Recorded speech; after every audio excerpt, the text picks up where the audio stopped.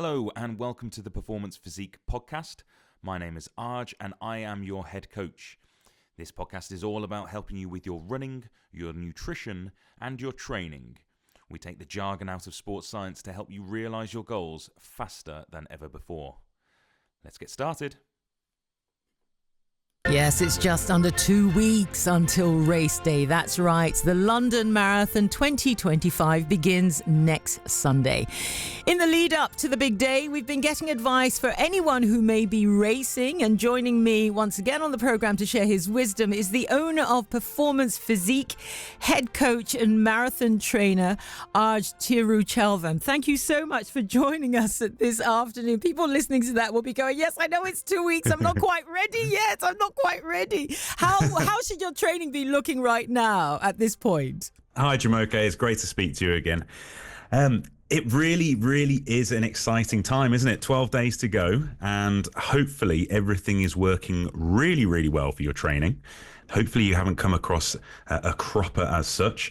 And now we're really starting to think about releasing some of that energy and tapering down our hard work now. So this is a key moment of your training. And even though we call a taper this kind of easier going period, it's actually kind of the pivotal moment of your training, understanding how best to recover. And so, I mean, I still see people running up and down the highways and byways. Should they still be doing that? Yeah, absolutely. So the idea behind a taper is that you are there to stay fresh and stay mobile and still be running and making sure that you are training. But the idea is to really balance now how much you actually work, how much high intensity effort you put in with the amount of nutrition you're now taking in as well, because we can kind of balance the two. So a taper is really important, not to just go and become a sedentary individual. Your body will really, really dislike that. Mm-hmm. And so you talk about, so people maybe they're still running, they're still in the gym, all of that kind of stuff is still going. Yeah, so if we take it this week as a real key example, this week you've still maybe got a couple of your tougher training sessions. With my athletes, we call them quality sessions. That's where you may be putting a little bit of speed into your workouts. Your runs are still quite long. You've probably seen those individuals, like you said, going up the highway. And you're still probably going to the gym this week. You might have 2 gym sessions or so. Right. But as this week starts to get towards the Friday, Saturday, Sunday, you're now starting to think, right, this is probably the last time I'm stepping inside the gym to do some weightlifting. I'm going to be really focusing my time in the gym in terms of mobility and stretching after I've done some of my activity. That might be a run, that might be a bike, whatever you prefer.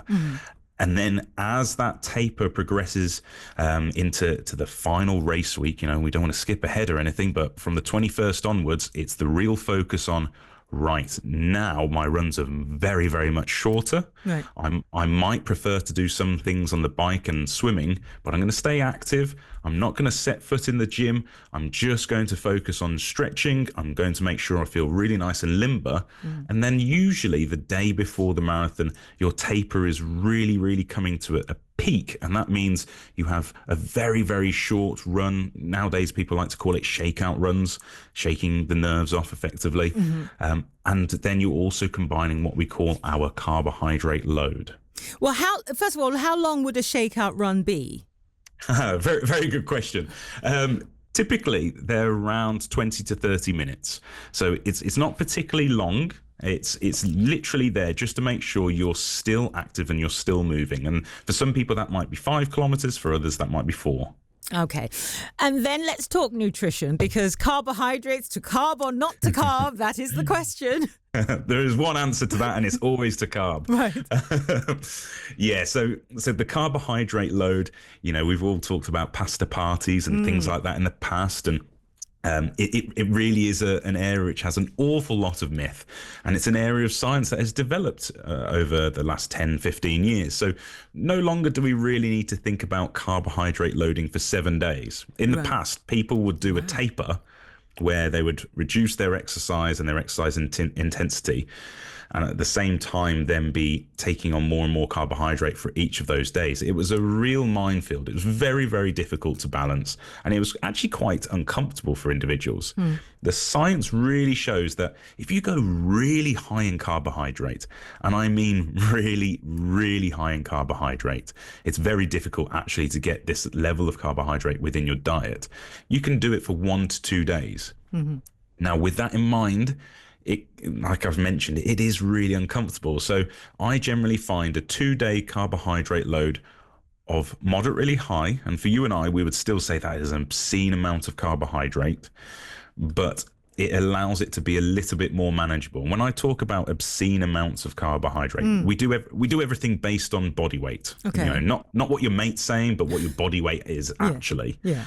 And so it's important that the listeners understand that they shouldn't take these values just for themselves, but this is very often around 500 grams of just carbohydrate alone. That's a lot. It's a lot, isn't it? Yeah. It's a lot. And if you imagine that that's our moderate high, that's not our really high levels. Yeah, so it's very, very challenging. And we always talk about how should we take our carbohydrates on board? You know, is white carbohydrates bad for us and all that kind of thing?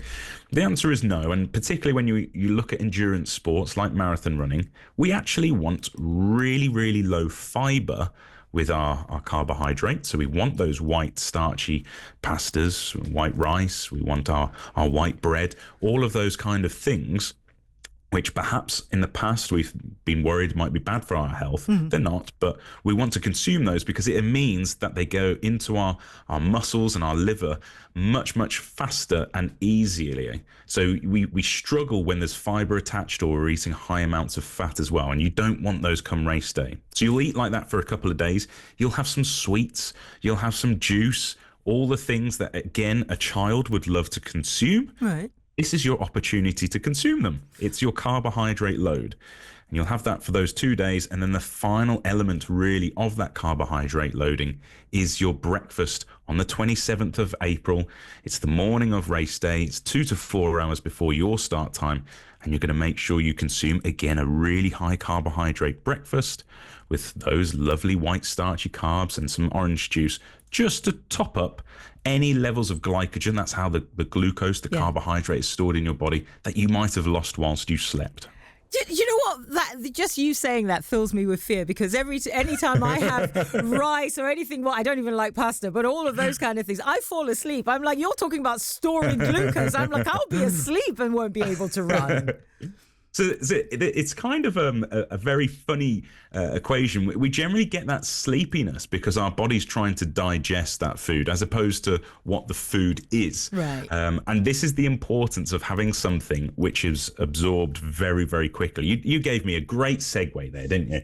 It's effectively making sure that we have things which have as few barriers as possible. And we know when we're going to have some Haribo or some fruit juice or some white bread, that we're going to feel the benefits of that very quickly.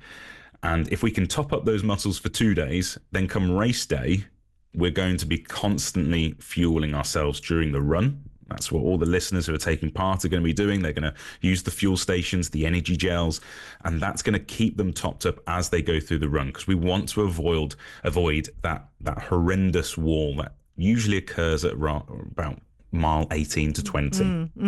Well, I've never run a marathon, and unlikely that I would. Very do wise. But one of the things, I mean, I do with several body conditioner classes during the week, and one of the things that always strikes me is the delayed onset of the pain that happens a day or two after. And I once lived with somebody, he was really foolish, like he didn't do any training, and then he did the race, he did the marathon, good on him, but he couldn't walk for weeks. I mean, literally couldn't go up the stairs. So I'm interested in your advice for people with regards, because after the marathon, surely those muscles will be screaming. Yeah, they will be. I mean, we do notice that the difference in muscle soreness is related to not just the speed you run at, but the frequency of the kind of activity you are. So, you know, your housemate who perhaps hadn't done any training whatsoever and went and run a marathon, it might be an awful lot worse than someone who regularly runs, for example. We will have 7 days worth of muscle soreness, most likely. Right. For many individuals, it feels like at that point, or maybe even a couple of days earlier, that muscle soreness has gone and therefore everything's back to normal. Hopefully no injuries have occurred, obviously. But what we do know is there is a science behind marathon recovery, and that there's something called subcellular damage, which is the stuff which you don't necessarily feel, but this is the stuff which kind of organizes our body systems. And we know that you need roughly about 3 to 4 weeks of detraining and adaptation to occur, so you don't just do real damage in the long term. So, you know, you might have 7 days worth of hobbling as opposed to walking. Sure. And doing some stretching. You know, don't do any of your body conditioning classes. That's going to be too much hard work realistically.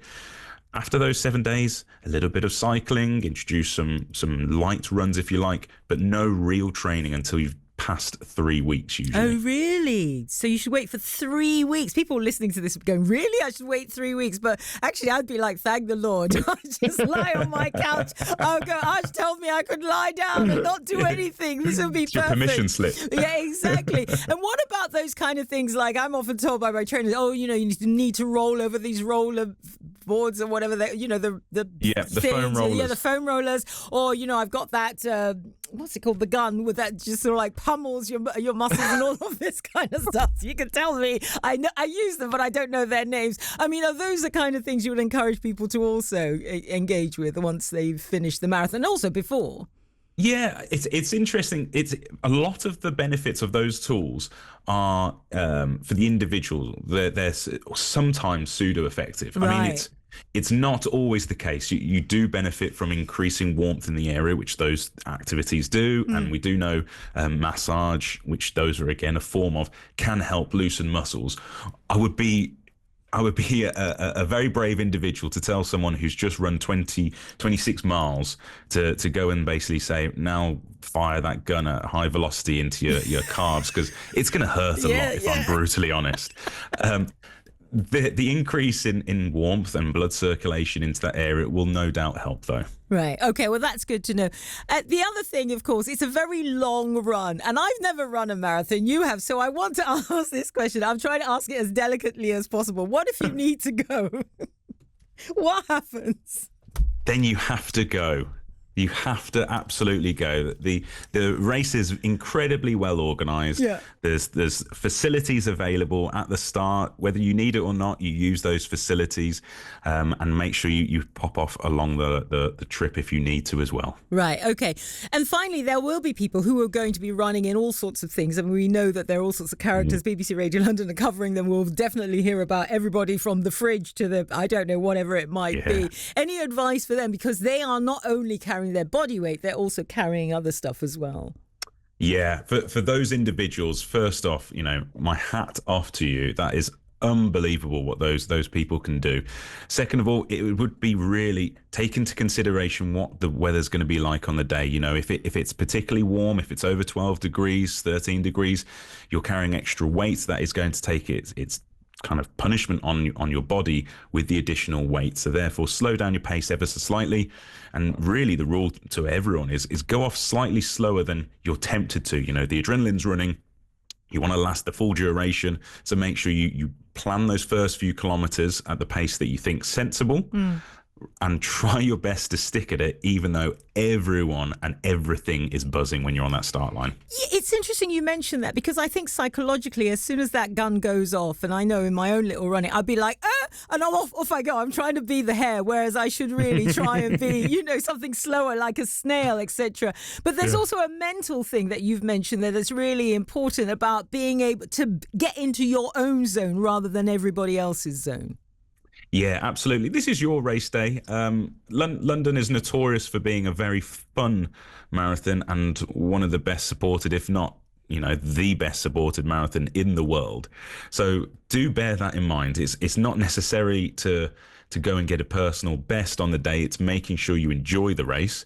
Obviously, people like getting a personal best, and that's what helps them enjoy it. But really, really try to think about what's going to suit you I use the pun, unfortunately, but in the long run. Yeah. You know, is it going to be useful for you to absorb some of that surroundings and just find your own rhythm?